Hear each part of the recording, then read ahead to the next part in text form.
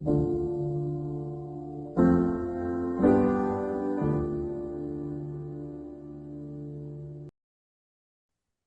Kilmer died today. Yeah. Yeah. Sorry, yesterday. He died yesterday. The news broke today to me, but that was crazy. Yeah. It reminded me of Batman. That was the first thing I thought of because that was when I was a kid. He was in, I think, one of the Batmans. And I think it wasn't particularly a good Batman. It probably had bad reviews back in the day. But Yeah, but yeah, it's just childhood memory came through. He was kind of young, 65. I was surprised. he I was like, was. He was. you know, Yeah, he. It's interesting that he doesn't get as much recognition for Batman because, as you said, that movie wasn't successful at that time. But yeah, I thought he made a pretty good Bruce Wayne. I thought if given different scripts, different stories, he really could have been a good Batman. He definitely was a really yeah, talented artist. I mean, Prince of Egypt. That was something amazing. He played Jim Morrison in The Doors. That was phenomenal. yeah, that's Top right. Gun. He did a lot of good stuff, and he was definitely an icon to me. So when I heard about his death, it really caught me off guard. I was in my own dimension for a little bit, thinking, "Whoa, this really happened," and it made me think that Yeah. when you hear about different people dying that you don't really know, it kind of goes over your head. You're like, okay, Hmm. that's sad. I'm sorry to hear that, but I didn't know her. I didn't know him, but I'm sorry. Hmm. But someone that maybe inspired you, like in my case, Val Kilmer. I never knew him personally, but the news of his death made me pause for a minute. He's not my family member. He's not my friend, Hmm. but he's someone I learned from afar, and it hits me. So it's interesting how death works in that way, where the more familiar a person is to you, or an animal even is to you, the more it hits you. But if you Hmm. don't know who that is, kind of goes over your head. Yeah. It kind of reminds me of I guess the only thing that comes to mind is Princess Diana when I was young. Uh, you know, when she died, it was sort of like a shock. Like the whole world stopped. Like I knew where I was. It was kind of like some of the other things, big monumental events like 9/11 or something where you're like, oh, I know where I was. She died, I think, like in 96 or something, maybe 97. I was like 12, 13. Um, and yeah, yeah, it's sort of weird, isn't it? Yeah, it's a weird feeling. Um, Where were you? What do you yeah. remember in detail about that Oh, at the situation? time, oh yeah, I was at my aunt's house here in Houston. We had, so I grew up in the Middle East. I grew up in UAE, in Abu Dhabi. And every summer we would come to Houston to visit my grandma, my aunt, uh, distant cousins on my mom's side. My mom's American. And yeah, I just remember that day we were at my aunt's house. She had like a swing pool and like it's like a community swing pool. We had just left, came back, news was on, and it was just Prince Diana's dead. And uh like I still remember the TV, where the TV was, my sister's in the room. Like yeah, it's like one of those moments. It's like it kind of just sticks in your memory. And I at the time I didn't really have any personal affinity to Princess Diana. Like, you know what I mean? Like everyone kind of admired her, in the world, it seemed, because of of the advocacy that she was involved with. But yeah, it kind of, stuck as one of those things. And she Yeah, was indeed one of those amazing people. I bet if she was alive today, she'd be pro-Palestine, no doubt. yeah, But yeah. yeah. No, it's interesting you mentioned that because it makes me go back and think about the first moment I experienced like that in my life where it seemed like the world had paused and everybody was fixated on this piece of news was when Michael Jackson died. It was the Yeah, summer of third grade for me. And I remember as a kid just seeing it everywhere on Yahoo News. Just if you open the TV, people were just talking about him dying. And that when fourth grade began and everybody came back to school, that was still the hot topic. Everybody was talking about it. So yeah, I know that feeling where it's that event where you know where you're at, what you're thinking, what's going on, how you're perceiving things. I those moments are interesting to me. yeah, yeah. It sort of elicits this weird, um, I don't know, I can't really figure out a word for it, but there's a feeling associated with it in a sense, you know? It's not really personal, but it is, you know, because it left a touching memory or or it left this memory imprinted in your brain. But yeah, it's weird. Yeah. Well, one of the things I wanted to talk to you about was this thing that you had shared with me about your trip in Egypt and about this Oh, giant mountain that you had seen, but it was actually a coral reef submerged under the water millions of years yeah. ago. Is that correct? Yeah, yeah.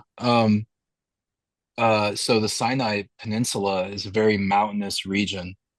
Um, it has a pretty complex geologic history because you have the Red Sea just south of it, you know, that kind of extends between the Horn of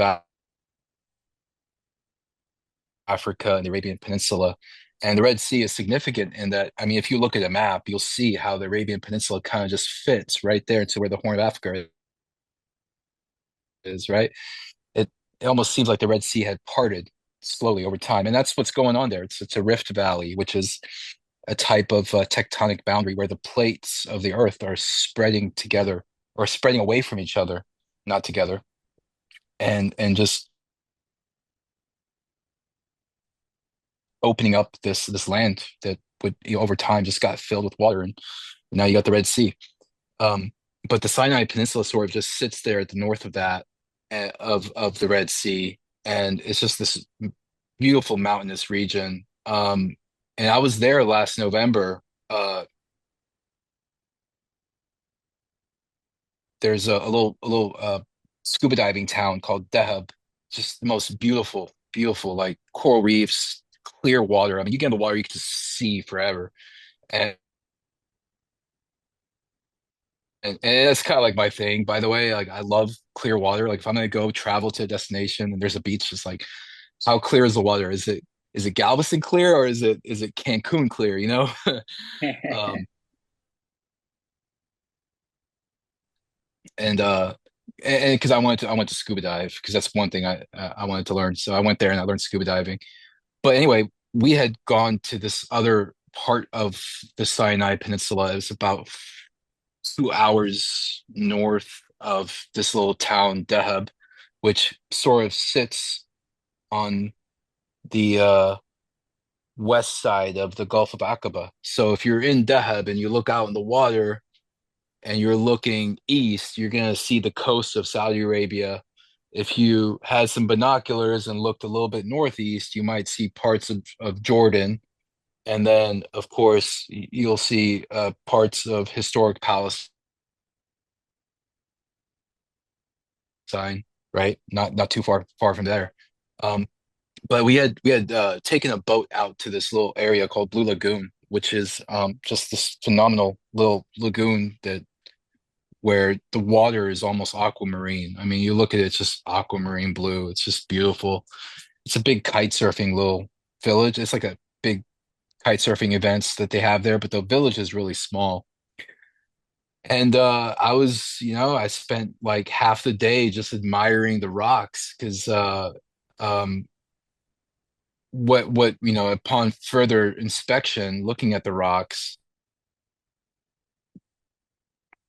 while I was there, you can see these like little fossils of shells and coral reefs and different types of, you know, sea creatures that you would commonly see in a coral reef that's living today. but they're just all imprinted on the rocks, you know, which as a geologist immediately tells me, oh, this is a coral reef.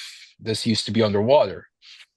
Um, without knowing too much of the geologic history, right? The just by those observations, one, could say, oh, this is an ancient reef that used to be underwater. And now I'm looking at it as this several, several meter high outcrop of rock that, you know, is pretty much part of the mountain. Um, yeah, it just blew my mind. It just blew my mind. And that's one of the things about geology that sort of blows my mind is, you're looking at a rock and a rock is so mundane. I mean, they make it, it's part of the joke, right? Like, how you like on Christmas, you get a bag of rocks, it's just rocks are boring, I love but that SpongeBob joke where they create a hotel out of the Krusty Krab, and Patrick is the first guest, and so Squidward has to carry his luggage upstairs, and it's a suitcase and it's so heavy, and he says to Patrick, "What are you carrying in here? Rocks?" And then it breaks open, and it's literally just rocks. yeah. Yeah, Yeah, they definitely get a mundane rep.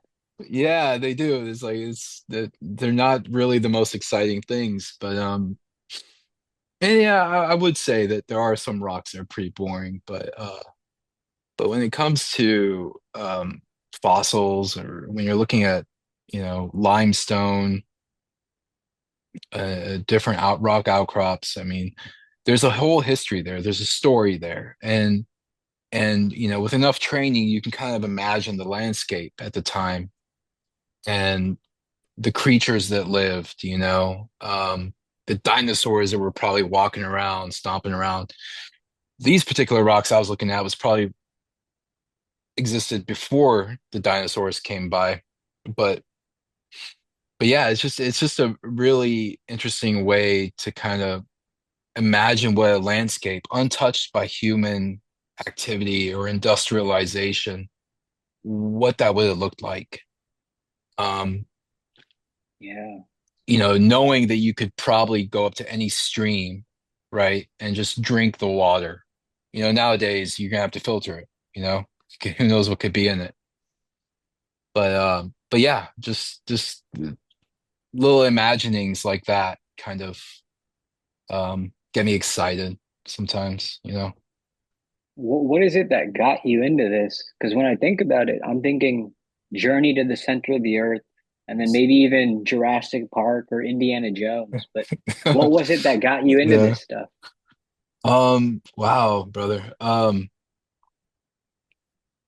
I guess actually, a lot of people that do study geology have this thing where they're like little kids and they would collect rocks and they would collect fossils and they were like all nerdy about rocks and things. I didn't have that, to be honest with you. My passion for environmental sciences really kind of uh uh what's the word? I don't know, sort of um occurred or blossomed in my early 20s. I had gone to Big Bend National Park, which is here in Texas near the Mexican border. Um, and I was out there for several nights just by myself, backpacking, camping, hiking. I loved hiking. I always loved hiking.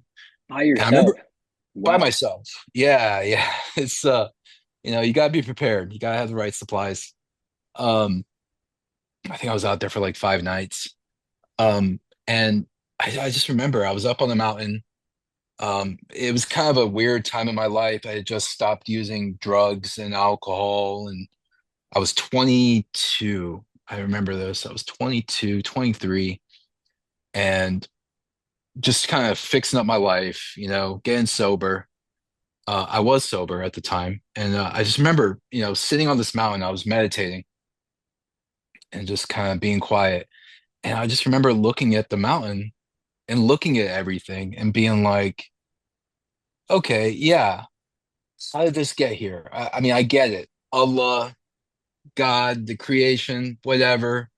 I get that, there's truth to that. But how? How? Specifically how? How are these mountains uplifted? How are they carved like this? Why, these valleys in between the mountains? Why is there a valley between the mountains? What happened? Why is there a river? How did this landscape become the landscape that it is? And that sort of drove me on that path, of wanting to uh learn everything I can about geology. And so here I am, newly sober, clean. I got, good thinking coming back to my mind, and I signed up for courses at U of H and just took it from there. Just went all the way as far as I could. I didn't get a PhD, but I did get my master's degree. And yeah, got to learn a lot. Got to figure out how it all happened, and and now today I'm kind of more focused on groundwater, and the movement of groundwater within the rocks in the subsurface. Wow, So that's incredible. That is so cool. yeah, So 5 nights at Benny's, eh? That kind of yeah, yeah. no, So but yeah. I wanted to know, do you remember if you had any specific dreams that night that you looked out and had that thought? And say, I think there was an overwhelming sense of determination. I think, because I'm one of those people. I remember looking at just once I got back from my trip, and I was like, I'm on this new mission. I'm gonna sign up for all these courses. I couldn't get into U of H, um, and so I had to go to HCC and do a few years there before I could get to U of H. Um, and I just remember it being so daunting. Like my whole 9 year career in school was so like just looking at what I had to do to get to where I wanted to be was very daunting. And I would doubt myself a lot. So I don't think I really had any specific dreams or musings about how this was going to be for me. But I will tell you this though, at some point throughout my studies, I really started falling in love with groundwater and how groundwater moves and groundwater contamination and the impacts of groundwater contamination. Because I truly believe clean water is a fundamental right, for all of us anywhere in the world. And there's no reason no one should have to drink dirty water, contaminated water. And so in that process, I told myself one day that I would learn as much as I can, and then hopefully be in a comfortable place financially to where I could go and give my time and efforts to help find water, help find clean water sources for different regions of the world, like the Africa, Palestine right now is having issues because their wells are getting contaminated. Um, so yeah, I mean, so I think out of all of that, I think that was the only dream that or hope for myself that I've had since. That's amazing. And Yeah, what I especially love about everything you said was that feeling that of how daunting the journey ahead of you can be. And when you spoke about your journey being 9 years, you had such a calm confidence about sharing that. But I yeah, wonder, was that calm confidence always there, or did it take you time to own that my journey is unique and it's not conventional like other people? yeah. I think I like the way you put that. That it wasn't conventional. You're right. Um, I think that throughout that journey, I sort of just knew that, yeah, my situation wasn't conventional. I not only did I was I recovering from a horrible drug addiction at 22, 23, but I was starting college at 23, like not like most of my peers started at 18, 19, graduated by the time they were 23. I was just getting started at 23. Um, so so yeah, I sort of um yeah, I did appreciate it throughout. I was like, hey, my situation's a little bit different. I didn't let it hold me back. Um, I didn't mind being older than all my peers. I'm 41 now. Um, Wow, you don't look it at all. Let me tell you uh, honestly, when I first met you, I thought you were like 28, man. really, Yeah, I was still thinking you're 28. I'll keep that as long as I can. No, man. Thank you for that. But yeah, yeah, no, and so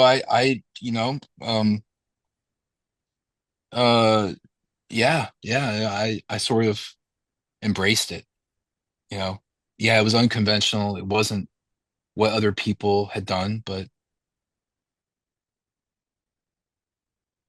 you know, I embraced it and I told myself like this is part of the process to, you know, and it took me a long time because mainly I was working. I could go only part-time. I had to go to part-time school a lot. So I think I only had one semester where I was in, or two semesters where I was in it full time, completely full time, and I couldn't work and I had to take out school loans and things like that to kind of live. But but yeah, and that was another thing that I justified it with was like, well, I'm actually, I'm trying to support myself and go to school. So it's, full time wasn't feasible, especially the demanding coursework involved when you're trying to become a scientist. The math, the science, it's very dense, very thick. It's not it's not easy. It wasn't easy. But That's beautiful. but That's yeah, beautiful. yeah. Yeah, because I think also, I think everybody at some point in their life, they do go through something the conventional way, like everyone else. But sometimes the meaning gets lost when you go through something in a conventional way, like everybody else. It's those moments when we go through something in a different way where we're like, wow, I guess you see the significance of it in a way. And to be able to say you're a scientist, that's really cool. That's a really cool thing to say. I'm a scientist. Yeah, yeah. I mean, I, think, what was I going to say? That looking back on it, I'm sort of grateful, because I got to figure out what my passion was in a sense, I didn't just get out of high school, jump into a course, a study, or a major that, seemed lucrative at the time, but not interest me, and then have to end up kind of working in that field for the rest of my life, So in a way, it kind of worked out in my favor that I held off early on, and maybe there's a plan for everything, right? Maybe I was supposed to go through all the headache and the heartache of drug addiction. Your Um, destiny. yeah, to get to a point where I was like, oh yeah, yeah, I think this is what I want to do with my life, like this is um yeah, so Something yeah. about clear water is I feel like it symbolizes hope. It carries hope. When you were Mhm. in this transformative state in your life, how did you go from maybe hopelessness to being hopeful? Hmm. Or let me ask, did you even feel hopeless in this transformative period? Yeah, yeah. I mean, it's I kind of hit like a rock bottom situation for No pun myself, you know. intended, right? Yeah, right. No, yeah, no pun intended. You know, I sort of hit a rock bottom, you know, early on, and it's funny because I've had other bottoms in my life, even you know, not too long ago. You know, I've been married and got divorced, and that was kind of a shitty situation that I didn't feel good. Um, but yeah, yeah, you know, I think, you know, holding out hope is important in any situation, you know. It's kind of what keeps you or you know gets you to wake up the next day, right? Is hope. And when I was in that situation back then, I mean, it was dark. I was hopeless, but I think knowing that the problem was was me, you know, I was the problem, you know, because drugs and alcohol, I mean, they're inert by themselves. I mean, you know, no one forces the drugs and alcohol into your your body. You take them. So what's making you take them? So it's like I'm the one that's the problem, not the drugs and alcohol, really. So navigating that, figuring that out, realizing that, being like, oh, you know, I can change, you know, with help, of course. I didn't change on my own, right? With Allah and a good group of people. Yeah, Um, that yeah, yeah, you know, that hope hope springs eternal. Who said that? I think Obama said that once. I don't know. really Yeah, I think that was something that I think interesting. it was a title of a book that Obama, but it's really true. It's very general. Um, Yeah, it's like hope is the trademark of humanity. But thank you so much for mentioning that part about, Allah and all the other people because I was talking to one of my friends on this podcast actually a few months back, and I sort of told him, for a large portion of my life, and it's almost like a part of my personality that I have to maybe transform. And I've always felt like I have to do it myself. I have to do it alone. I have to conquer that or overcome that by myself. But he's like, hey man, if you're gonna go fight a dragon, wouldn't you want the whole village to come with you? yeah, And I was like, that's such a great way to put it. And it reminded me of The Hobbit. I mean, that's exactly what they do. Like you get a group of guys to go fight the dragon together. And in the end, actually, it's the village that takes down the dragon, which is such an incredible little addition. But yeah, that part, man, where it's maybe it's not just it's important to have some self-reliance, some firmness in who you are and your ability, but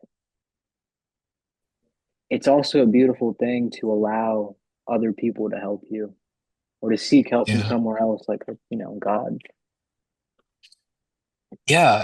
And the funny, you know, I mean, well, first of all, like I attribute any of my success, which isn't really that much, to be honest with you, you know, but any success I have, like in big things like that, you know, I attribute that definitely to a higher power, to Allah, to something doing this for me.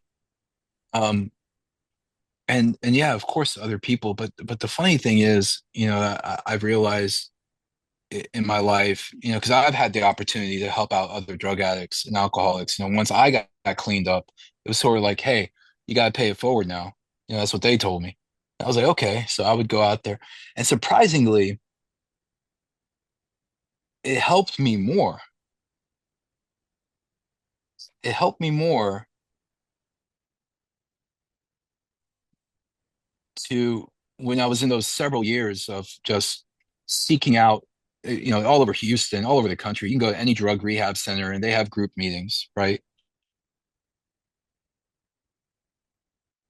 And you can join the group meetings from as an outside guest, and that's like, you know, it's like the pickings are good. You can find tons of drug addicts that need help. They would love to get some insight. Um, Oftentimes they won't really, obviously.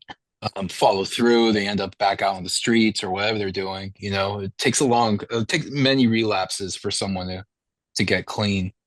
Um, at least that was my case too. I had several relapses, before I actually stopped.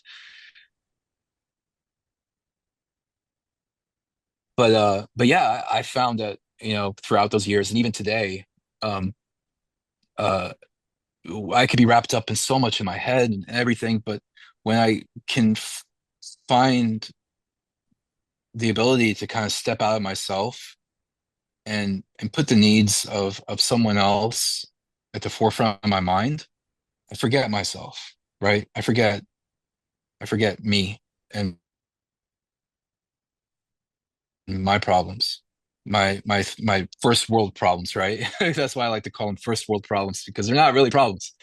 I mean, um, and put my attention on someone that is less fortunate than me, or a situation that's where I could add value. And yeah, it seems to help me in the end. It's sort of a selfish thing. It's a paradox, right? It's like I'm, I'm selfishly getting this whatever, I don't know what to call it, help by helping other people or by giving my time to others. I don't know. It's a very weird concept, I guess. But it works. Very, very human concept. Yeah. And Yeah. it doesn't surprise me that you say that because I think in a way, humans sober other humans. Like I've noticed for myself, for example, if I've been in isolation too long, I'll need to go to a social setting where there's a lot of people and it sobers me up. Mm, And I kind of get into the groove of, oh, this is humanity. This is what it's like to be human. To kind of pay attention to the other person, the interactions going on. It's real life. Get exposed to it. And I think this is also interesting because the fact that you're a geologist, I've also noticed that nature has this sobering effect as well. When I go out to walk in the park or something, I just feel so relieved in my head, in my yeah. soul. There's this sort of breeze that kind of Mm, goes through me, a peaceful emptiness in a way. hmm hmm Yeah. Yeah, that's why I go out to Big Bend. That's why I'm, at least a couple of times a year, I try to get out, go to a national park, and whether it's with someone or even by myself, and just connect with nature, and the animals. I love wildlife, man. Like just seeing like wildlife, Yeah. Um, I'm experiencing that more now that I'm a little older, where like when I was a kid, I really loved animals. Then I kind of moved away from that interest, but now I see it more like sharks or wolves or squirrels, cats. I'll pay attention to different animals and how do they do things? Why do they do things? Raccoons, even butterflies. It's incredible. yeah, yeah. Um, that I mean, I think that's the affinity. I think is for me is nature, uh, and experiencing that. I yeah, yeah, man. Yeah. Going back to hope, hope's a trademark of humanity, right? But I think that with the Palestinians, it's something else. I mean, it has to be. The way I see it, the Palestinians are the only nation where you have to have hope in your blood, if nothing else. I mean, Yeah. it's another level. It's an extra degree of hope. Do you feel that in yourself as a Palestinian?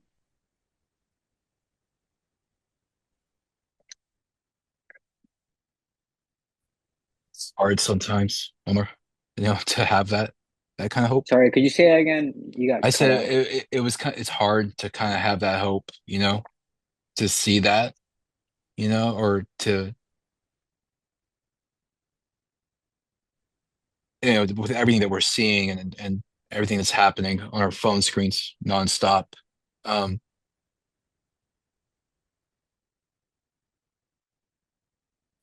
yeah, I mean, you know, I'm lucky. I'm lucky that, my father, who grew up in a refugee camp, found his way to America to meet my mom, and become an American citizen and not have to ever experience what the Palestinians are suffering today in Palestine. But yeah, I mean, I mean, their hope is contagious. If you focus on it long enough, it is contagious. It's like, wow, despite everything, they hope for a peaceful future, a land of their own.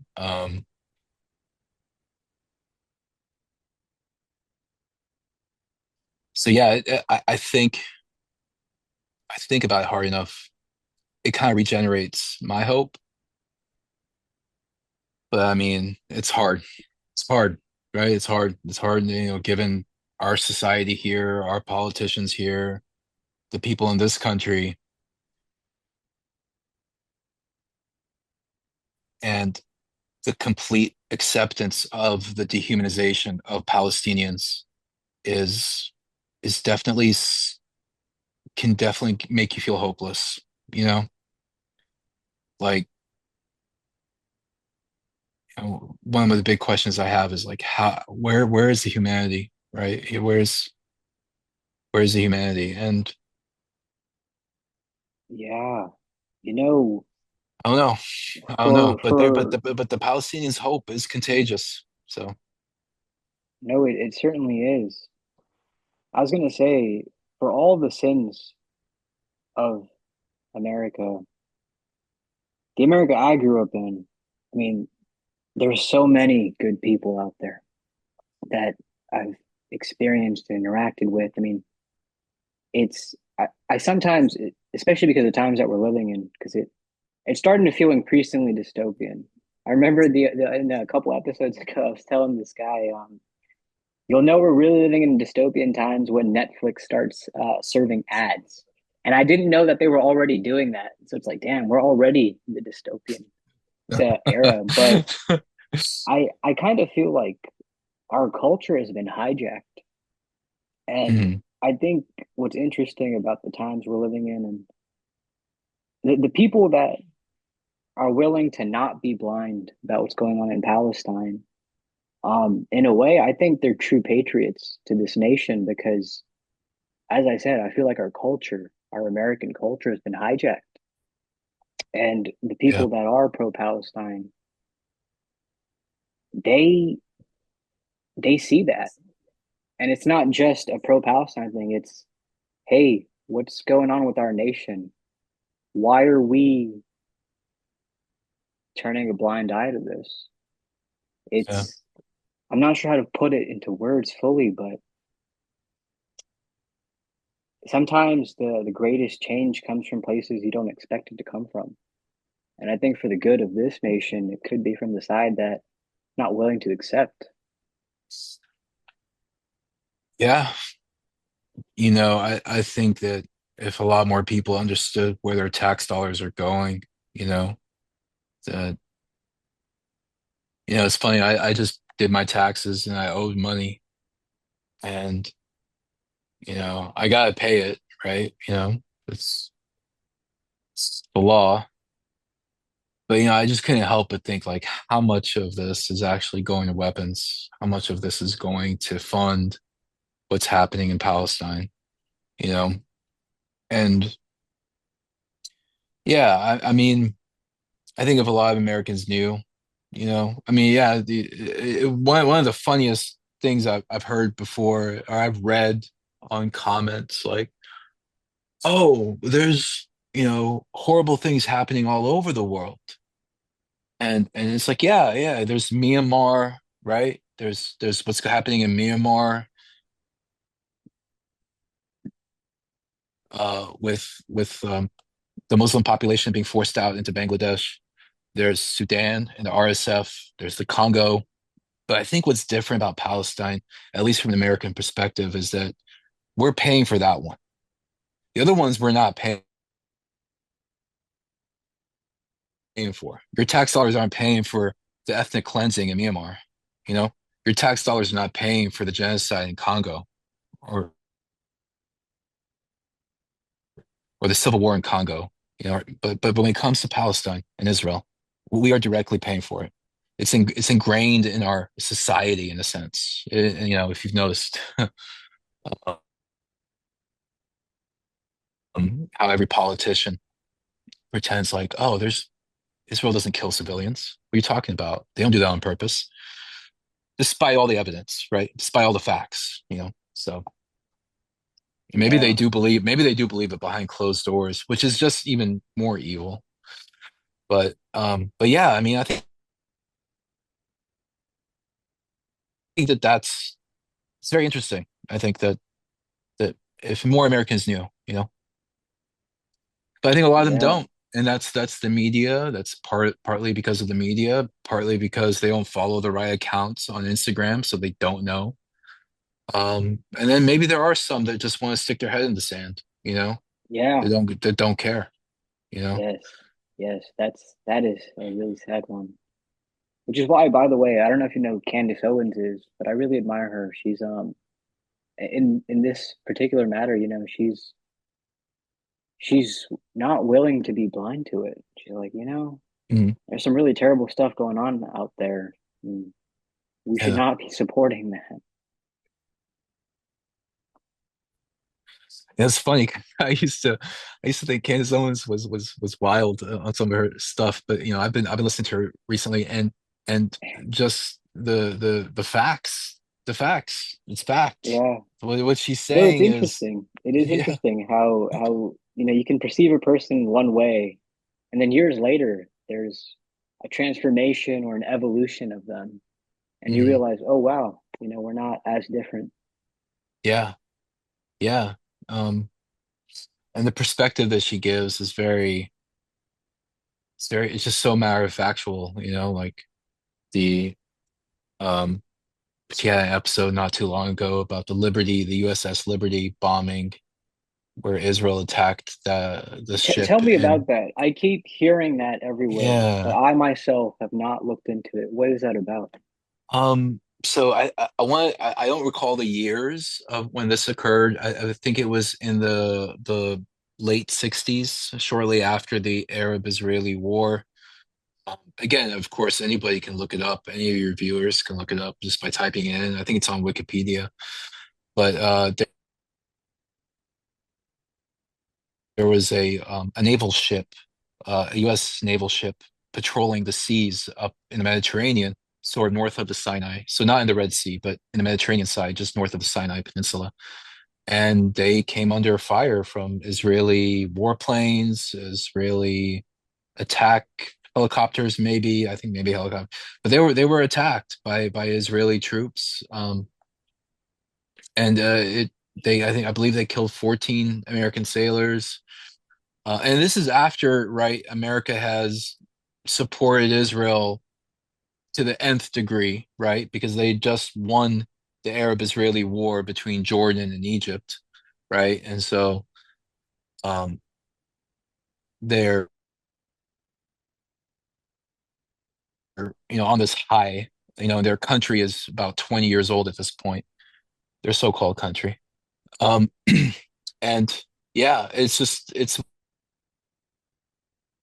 was swept under the rug, you know? I mean, there's not many instances of that far back of like other nations doing that to America, but this seemed to get swept under the rug. It seemed to not be a big deal. Israel came out, said it was a mistake, but the people who went through that, the sailors, some of them are still alive, and they talk about it. They're like, no, it wasn't a mistake. We were clearly marked as American. We were clearly marked as allies of the Israelis, and they still did what they did. And if you ever get a chance to watch the episode that Candace Owens put together about that, she actually interviews one of the sailors, and he describes how one of them actually, I guess, I don't know how they used another ship and they were able to breach and get onto the naval ship and basically, and I don't remember exactly what they said, but the Israeli soldiers said, "Yeah, we're here to get what's ours or something." Like so they knew they were attacking Americans. I don't know, you know, I don't know why that, that's not ever explained to American citizens, why that's not in the zeitgeist That of word, everything, you know? that word, it definitely Yeah. feels like there's a change in the zeitgeist. The past 2 years in particular, Yeah. especially since all this stuff escalated, there definitely feels like a change in the zeitgeist. Things are different in the culture. Yeah. Yeah, Yeah. Yeah, I'm picking up on that too, and I'm realizing and I mean, I'll be honest with you, Omar. Like I've been consumed by this, right? Since October 7th, since what happened. Um, and I've kind of gotten myself to this binary point in my life where, and maybe it's not good for me, but where anyone I interact with, you know, I sit there and think in my head, are they pro Zionism and pro what Israel is doing to the Palestinians, or are they against it? It's a binary thing, right? It's not, a little killing is okay, but not that much. No, no, either you're against it or you're for it. It's not, um, yeah, maybe that's not healthy to approach every situation like that. And yeah, I work with people. I don't know what their opinion is on that. I don't want to know really, because I'm afraid if I find out, that's going to change how I deal with them, right? Um, yeah. No, but no, like you I said, hear you. but like you said, the zeitgeist is changing. Things are changing. I mean, it's like a mask off moment, you know? Like Mhm. this is an opportunity for people to show their humanity. And it is a mask off moment in our society today, you know? I mean, Yeah, you go look at the comments section on any NPR article that's posted online and just read some of the most insane things that people are posting yeah. about It's crazy. the justification for killing women and children. It's It is just, yeah, insane. yeah, Another thing I think about is because in the beginning of this episode, we talked about when you hear about somebody that you don't know, their death, them dying, it kind of just goes over your head, but someone you have a connection to, it hits you. I feel that way almost culturally too. Because for example, I think it was either a couple months ago or a couple years ago where this kid he fell off an amusement park ride that was going up and down at high speeds, and he falls flat on the pavement and dies, and you hear the noise of him hitting the pavement, and you don't see him, but I remember just me watching that video. I'm like, oh my God, yeah, like this one kid just died. And that's tragic, no doubt about it. That's just one kid. And I can feel for that. Fellow Americans can feel for that. But when you have hundreds, thousands of children in Palestine being murdered, and not even like one by one, it's like at the same time, just annihilated. I mean, that is horrific. Really think about. And for yeah, people to just have that go over their head because it's a different culture, it's a different religion, or it's the wrong side. It's the enemy that our empire deems to be the enemy. yeah, That's that, as you said, mask off. Where's the humanity? It's yeah. it's an incredible phenomenon. I mean, there's an argument to be made about men, right? About men that get killed. But I don't know. I don't where is the argument, for children, right? The where's they're Hamas uses them as human shields. It's funny because we all know Israel can be targeted if they want to be. Look at the pager situation they did with the pagers. That was a pretty crazy situation. a year ago with And in Hezbollah, another country, or eh? how they were able to, Land of milk. yeah, how they're able to assassinate leaders in Iran precisely, just killing the leader, not anybody else. But when it comes to Gaza, for some reason, oh, they were in the way, human shields. We couldn't be targeted. We had to slaughter the kids too. Um, which makes Yeah, you just realize like, oh, it's all bullshit. Um, yeah, this is mass killing, ethnic cleansing yeah. 101, you No, know. it is very sad. And I always bring this example up, or I often bring it up. I can still remember vividly when I was a kid and I watched The Boy in the Striped Pajamas for the first time. I mean, I was really moved to tears and it got to me and I felt so sad. And it was difficult for me to realize like, damn, that actually happened in history. That was a moment. But that stuff that's even worse is happening now and people aren't moved by it. That is dystopia. Well, it's scary to think that this many people that you rub shoulders with day in, day out, you know. And I don't mean rub shoulders with, but this in our society, our fellow citizens actually have this sort of belief, you know. It's almost sociopathic. Yeah. Even And some really incredibly intelligent people like Jordan Peterson, who I've benefited a lot from. You know, I learned so much from that man, but to see someone as intelligent as him, it reminds me of something. I think it was Aldous Huxley who said this, or Orson Welles. Someone there's a writer who said this. Said some ideas are so stupid only intelligent people can believe them. But yeah, it's true. yeah, yeah, it is. It's mind-boggling. It's like what are the mental gymnastics that you're using here to justify the killing of children and women and the elderly or just innocent civilians in general? Like what kind of mental judo are you doing? It's like what the fuck? But they do it and they do it and they sleep at night. And I mean, I don't know. I Yeah, don't and know. thanks for saying that part right there, sleep at night, because talking about the zeitgeist, I think that's what it's been like for me. There's been moments where I'm like, how do I sleep at night, realizing this is going on in the world? You were saying that it's pushed you to a point where it's almost binary. And the way I picture it is it's like there's a gray rain cloud hanging over you.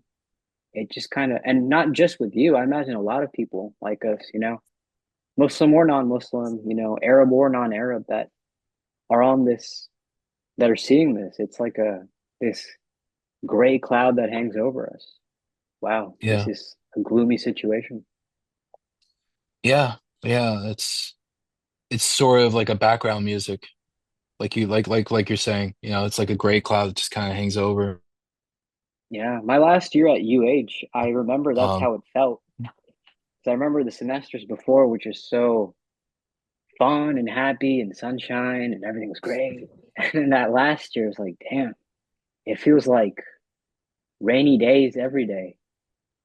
yeah. Yeah. But, going back to hope, they have hope. If they have hope, who the hell am I to ever sit here and wallow, right? And feel bad about my life, you know, or about my future or just the future in general, if they have hope, I'm sure I can muster up some hope some days, Yeah. you know? Yeah, and another thing I've been thinking about, which is it's really been in the back of my head, piquing my curiosity, is if you really sit down and you think about Islam, the religion, and how we view creation and death and stuff, you have to really contemplate, damn, this life is really just like stage one. And then when you go into that grave, you're in this other life, quite literally.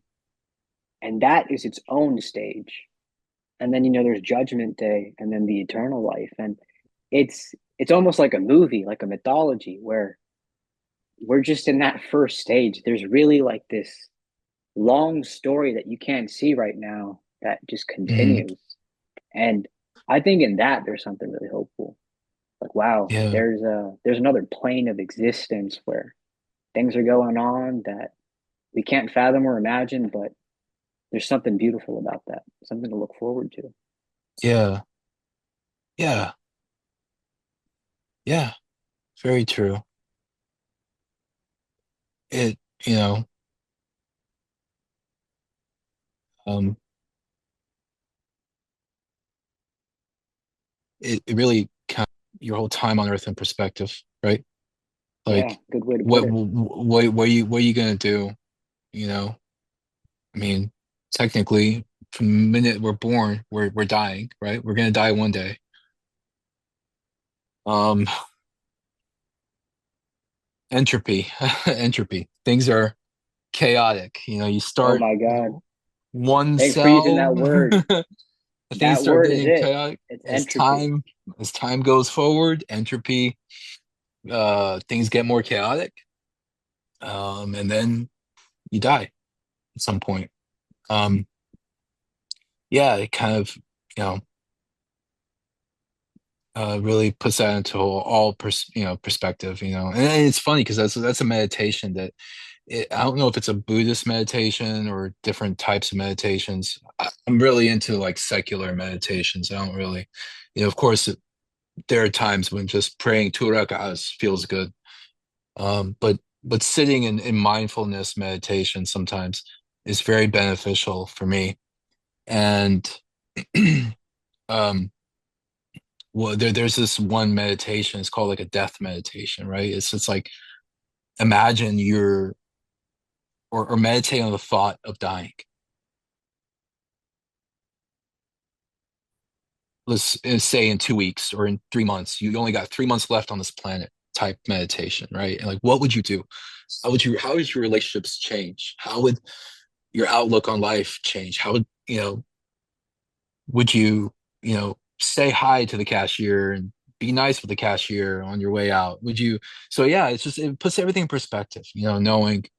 And of course, there's the reality and the truth is, I could walk out of here today and just get run over by a bus. This could be my last. God forbid. God forbid, of course. But yeah, it really puts everything in perspective. No, it does, man. There's this movie. I love Um, this movie. It's called Meet Joe Black, and it's got Brad Pitt in there. And there's this wonderful scene. I think one of the best scenes of a guy picking up a girl, where he's in a coffee shop and he talks to this girl, and then they step out and they're about to part ways, go to work, and he thinks about going after her to get her number, but he doesn't. And then she thinks about going back to him to talk to him, but she doesn't. And they play this game, back and forth when the other's not looking. And ultimately, neither of them do. They just continue with their lives. hmm, But Brad Pitt, at the very end, when he's about to turn around, he gets hit by a car. Like, oh man, you yeah, should have just talked to her. You never yeah. know. You never know. The trajectory of your life would have been completely different. Would have It's been. just it's amazing every moment by moment how little decisions we make could change the trajectory of everything. I think that what's the movie that kind of plays on that concept? Is it the butterfly effect, maybe? Or I don't know. But you know, Yeah. yeah, it gets deep. Yeah, yeah. It There's gets actually another movie that Brad Pitt's in. It's called The Curious Case of Benjamin Button. That has yeah. one of the finest butterfly effect scenes in there, where it details what the butterfly effect is and it shows an example. It's very beautiful, very artistic. Oh, dude, that was a good movie. I remember seeing it. I just don't remember specifics, but man, Yeah, I should add it to my list yeah, of older movies to get caught up on or watch again. Yeah. yeah. But Adam, this has been a fun conversation, man. I feel like I got Yeah. to know you more, and it. One of the things I like about this podcast is every time I talk to someone, it feels productive, and this definitely felt productive. Uh, So, thanks for being here. I'm wondering, do you have any closing thoughts? Anything you felt like you wanted to say but you didn't get a chance to, or something on your mind that you wanted to express?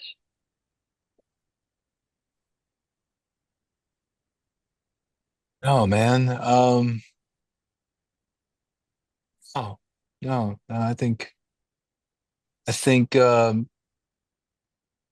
yeah, hope springs eternal. Hope springs eternal. I think that's the only thing that's sort of a theme I'm taking from this is that, there's if children in Gaza can smile and have hope for a peaceful day or another day, we can too. In Beautiful. whatever area of our life that we need it, whether it's financial, personal, relationships, there's hope. So Yes. Thank you for saying that, man. Well, I suppose until next time, eh? You take yeah. care. All right. All right. Yeah. Be well, brother. Thank Thanks. you. All right. So that was the episode. What did you think? Okay. Oh, it was good. Oh, we're not recording anymore? Okay. Yeah. Yeah, no, that's good. I can't wait to maybe share it with others, by the way. I've only had the opportunity to listen to one so far, but I'm gonna go through and You're listen good, to I've seen you man. have a lot of content, man. I need to go in and kind of catch up on a lot of it. But yeah, no, this is really, really awesome thing you're doing. Just having just open-ended conversations. It's Yeah. yeah. And no, thank you, man. I appreciate that. Yeah, no, that's yeah. But what was it? Oh yeah. So because my laptop still has to be repaired, it probably won't be out for like another 2 or 3 weeks. But I'm glad we Mhm. did this, man. Because it was good. I enjoyed meeting you that Yeah. day when we first Yeah. met, Me and so it was cool to catch up. And maybe we'll see each other at the Me running too. club, Me eh? too, brother. Yeah. Yeah, yeah. The running club. Are you by any chance gonna come to the Palestine Festival in a couple weeks? Oh, it's in a And couple weeks.